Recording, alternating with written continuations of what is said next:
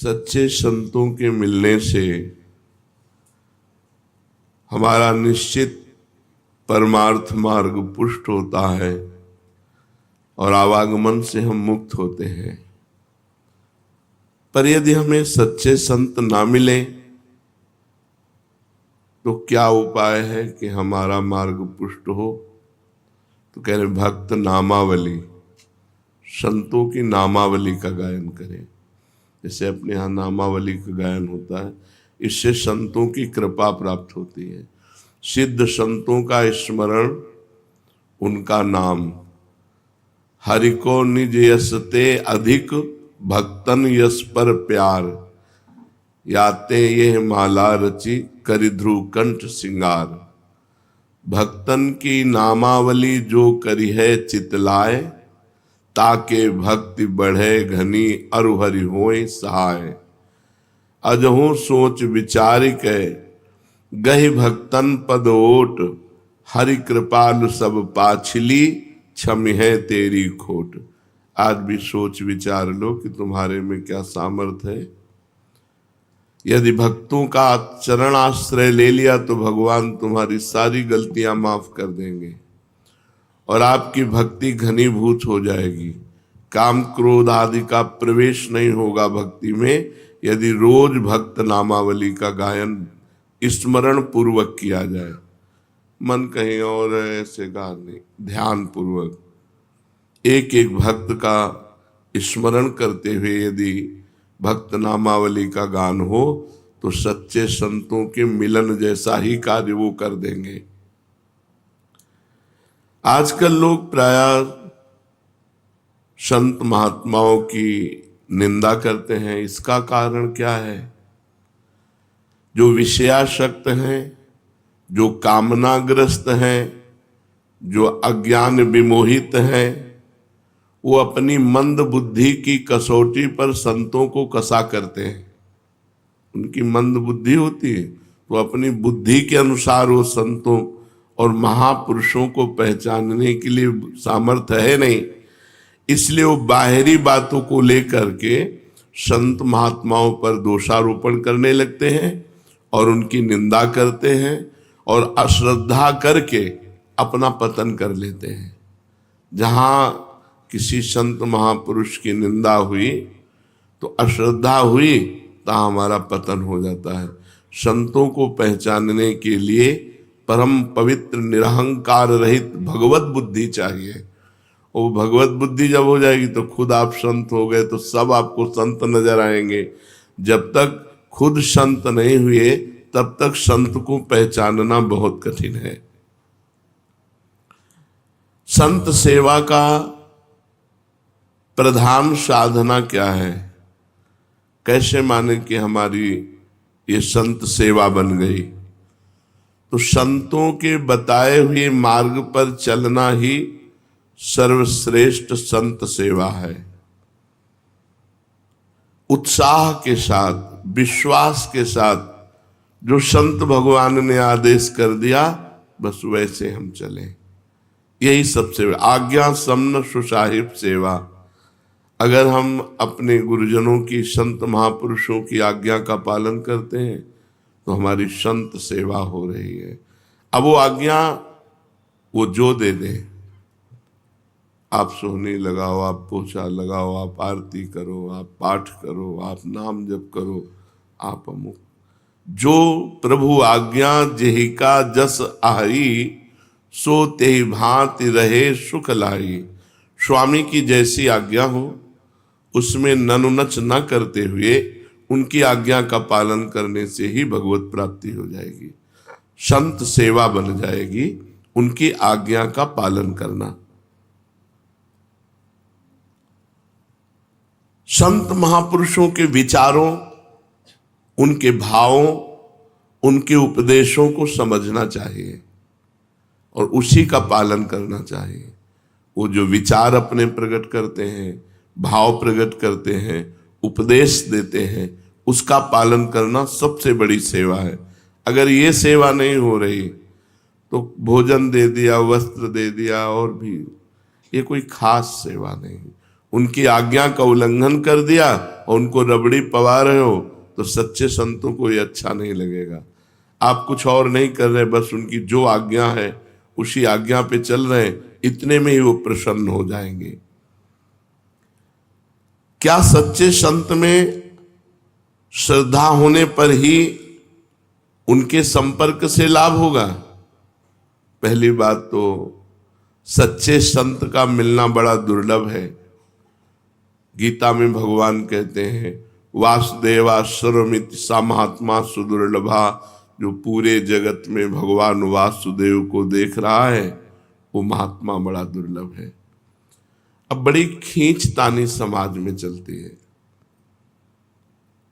कोई किसी संप्रदाय के संत की खींचातानी कर रहा है, कोई किसी की कर रहा है, कोई किसी की कर रहा है, और उनकी जिनकी खींचातानी की जा रही उनके पक्ष की उनकी कर रहे हैं। अब दोनों की सुन के लगता सत्य कौन है? सा महात्मा सुदुर्लभा, जो सब जगह एक भगवान को देखता है। ये ऐंचा घसीटी एक दूसरे की निंदा, कलयुग का बहुत बड़ा प्रभाव बढ़ रहा है। किसी भी प्राणी के अंदर यदि एक बात आ गई कि वो परमात्मा सर्वत्र विराजमान है और वो भजन कर रहा है, तो वासुदेवा सर्वमित सा महात्मा, भगवान उसको महात्मा कहते हैं। सा महात्मा सुदुर्लभा। किसी संत का अनादर किसी संत की वाणी के द्वारा मुझे तो समझ में नहीं आता। भगवान ने संत की परिभाषा बताई है, सा महात्मा, वो महात्मा है जो वासुदेवा सर्वमिति। तो हम सबसे प्रार्थना करना चाहते हैं, यदि आप अपना परमार्थ बचाना चाहते हो, भगवान के मार्ग में अग्रसर होना चाहते हो, तो किसी की भी निंदा मत कीजिए।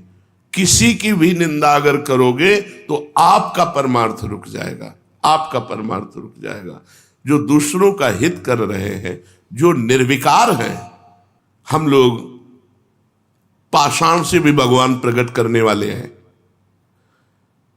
हम सनातन धर्मावलंबी पत्थर से भी भगवान प्रकट कर लेते हैं। तो फिर जिसने हमारे भगवान को भजा उनकी हम चरण वंदना क्यों नहीं करते? जो भगवान को भजे, भगवान को हमारा सर झुकना चाहिए। हम ये नहीं कहते कि तुम वहां जाओ, लेकिन उनका नाम आते ही आदर के सहित हम निंदा किसी। एक बार कोई राम बोले तो तुलसीदास जी कहते हैं, तुलसी जाके मुख से धो क्यों निकसत राम, ताके पग की पग तली मोरे तन की चाम। और वो राम को भजकर राममय हो गए। आप क्या समझते हो? थोड़ा सा आप धार्मिक बुद्धि को अध्यात्म में जोड़िए। अध्यात्म का तात्पर्य सर्वत्र विराजमान परमात्मा में एकाकार बुद्धि, तो आपको समझ में आ जाएगा। अरे क्रूर पापी में भी भगवान देखना है, फिर जो भगवानमय हो गए हैं उनकी निंदा स्तुति। तो ये जो संतों की निंदा करते हैं, ये अपनी मानसिकता को दिखाते हैं।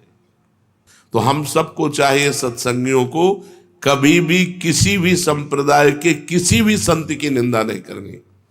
कोई भी जो भगवान को प्राप्त होता है वो उसी धरा को पहुंच जाता है, चाहे जहां से चले वो वहीं परमात्मा को प्राप्त हो जाता है।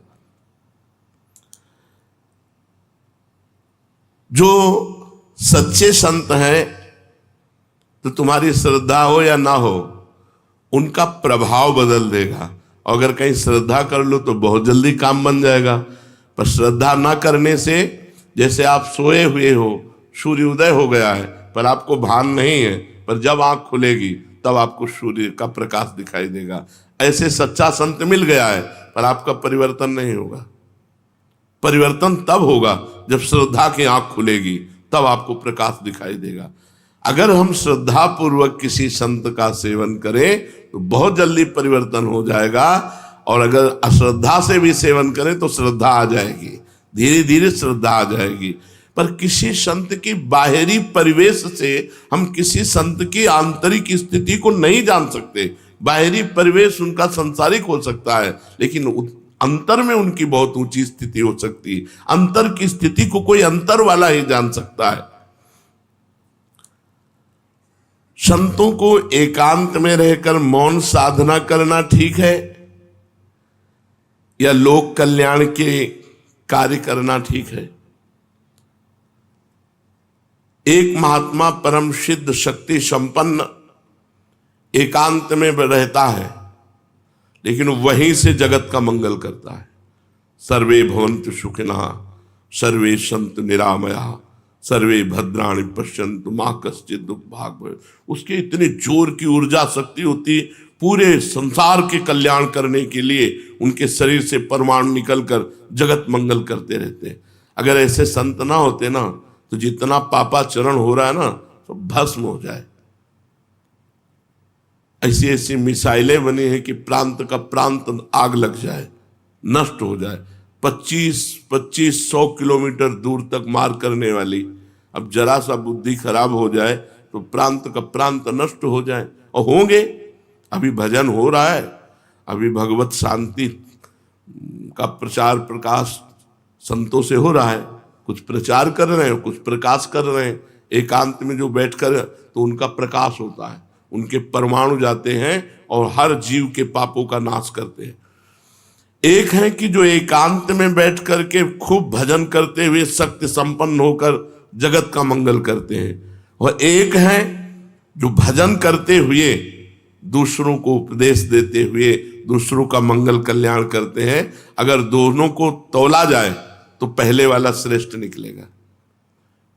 अगर दोनों का तौला जाए कि कल्याण दोनों में से किसके ज्यादा होंगे, तो उसके ज्यादा होंगे जो एकांत में बैठकर भजन कर रहा, मौन, कभी बोला नहीं, पर उसमें जो भजन के परमाणु है वो जीवों का परम मंगल कर देंगे। जीवन मुक्त पुरुष महापुरुषों के द्वारा जो कर्म होते हैं, क्या वो पाप पुण्य जैसे होते हैं? जैसे एक संसारी आदमी काम करता है, अच्छा तो पुण्य हो गया, बुरा तो पाप हो गया। तो जीवन मुक्त पुरुषों के द्वारा जो कार्य संपादन होता है, तो क्या वो शुभ अशुभ की तरह होता है, पाप पुण्य की तरह होता है? तो कह रहे महापुरुषों के द्वारा जो क्रिया होती है उसे कर्म संज्ञा दी ही नहीं जाती, उसे लीला कही जाती है। लीला है, वो गंगा स्नान कर रहे हैं तो उनकी लीला है, और नाली में स्नान कर रहे हैं तो उनकी लीला है। उसको कर्म संज्ञा नहीं दी जाती। जहां कर्ता ही नहीं बचा, अहंकार ही नष्ट हो गया, तो अब वो पूरे विश्व को भंडारा करा रहे तो कोई पुण्य नहीं, और उसके द्वारा कुछ लीलाएं हो रही तो कोई पाप नहीं। वो पाप और पुण्य दोनों से बड़े। अब अच्छा हो रहा है तो उसकी प्रशंसा करेंगे संसारिक, और अगर उनकी बुद्धि के खिलाफ हो रहा है तो उनकी अवहेलना करेंगे। जो सिद्ध संत होते हैं, देखो इसी में परीक्षित जी को संशय हो गया था कि धर्म के लिए भगवान ने अवतार लिया। वे रात्रि में एकांत में गोपिकाओं को बुला करके रास करना, ये क्या धर्म के विरुद्ध नहीं हुआ? परीक्षित जी के इसी प्रश्न से रास का विश्राम कर दिया कि ये तो, जबकि परीक्षित जी लोक संग्रह के लिए प्रश्न, तब उन्होंने कहा कि जो भगवान शंकर जैसे हैं वो विष का पान किया, दूसरा पान करे तो मर जाएगा। ऐसे ही जो महापुरुष है वो जो कर रहे वो हमें नहीं करना, वो जो उपदेश कर रहे और उपदेश से जो उनके आचरण मिले वो करना, बकाया नहीं करना। वो महापुरुष है, उनकी लीला है, वो क्या कर रहे। तो क्या महापुरुषों के द्वारा पापाचरण भी होता है क्या? ये तो साधनावस्था में ही छूट गया था, तो सिद्धावस्था में कैसे हो सकता है? तुम्हारी मति गति के परे की लीला हो सकती है। जैसे ब्रज के भक्तों में पढ़ना, ग्वारिया बाबा, तो एक बंगाल से परिवार आया था और उनके साथ 18-20 वर्ष की लड़की थी, और 70 वर्ष के बाबा होंगे, साफा बांधे रहते तो राजा महाराजा की तरह। देगा बोले यार की मर्जी हो गई, अब इससे ब्याह करेंगे। उनके पिता ने कहा कैसी बात करते हो? उनका ना अब तो ब्याह करेंगे। अब वो इतनी जोर से आवाजें होने लगी कि भीड़ लग गई। क्या हुआ क्या हुआ? बाबा ने कहा इस लड़की से ब्याह करेंगे। उनका हम ऐसे कैसे कर देंगे इनके साथ? बोले नहीं ब्याह करेंगे। झगड़ा शुरू हो गया। पिता ने कहा वो पिंड बचाना मुश्किल हो गया। बाबा ने कहा अगर ब्याह नहीं करोगे तो चिता लगाकर भस्म हो जाऊंगा।